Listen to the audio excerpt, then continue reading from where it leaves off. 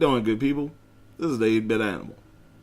Okay, so today's game, it's pretty short, straightforward, to the point. It's an arcade port, and the arcade game was made by Atari Games, which means it was ported by the good folks at Tengen, which means it's an unlicensed cart.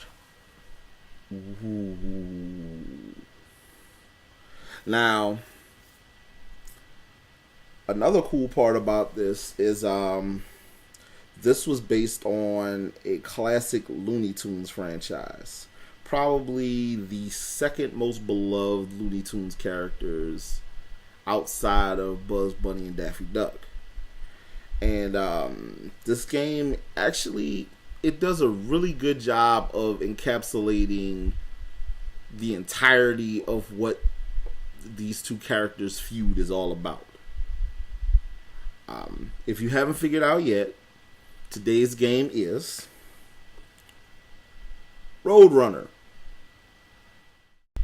Now, the Road Runner arcade game came out in 1985, and like I said, it was a pretty straightforward game. You play as the Road Runner, and your job is to avoid Wile E. Coyote as he continually chases you, which means you're running to the left, and you don't stop running to the left, and you avoid anything that gets in your way that keeps you from running to the left. Now, along the way, you have to collect birdseed, and if you collect all the birdseed in the stage, you get a bonus for it. Wile E. Coyote runs. He also runs after you. He also uses pogo sticks, roller skates, rockets, whatever's at hand to chase you down. And he can be hit by anything that damages you along the way, like landmines, cars. He can be hit by those things as well. Now, by and large, the NES port is exactly the same as the arcade game, with the only difference being the quality in the sound and the quality in graphics. It's a pretty straightforward game. You're running to the left. That's it. And avoiding things. There's no jumping, none of that. Just running.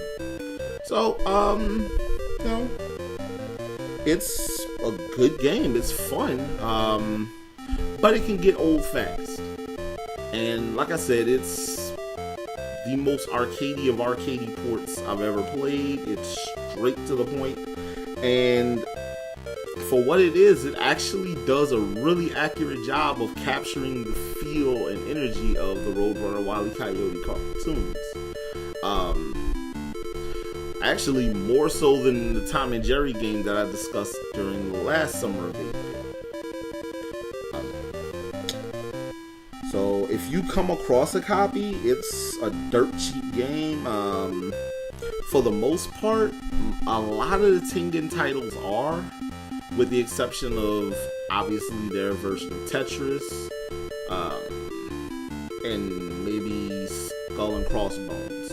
Other than that, most of their games are pretty inexpensive, and you can find copies relatively cheap. So, yeah, if you're a fan of the Roadrunner and Wile E. Coyote cartoons, and you like your gameplay basically to the point, you'll dig the NES port of Roadrunner. And I recommend you pick it up, just for the fact that it's the Roadrunner and Wile E. Coyote. This has been the 8-Bit Animal, and I'll catch you beautiful people tomorrow.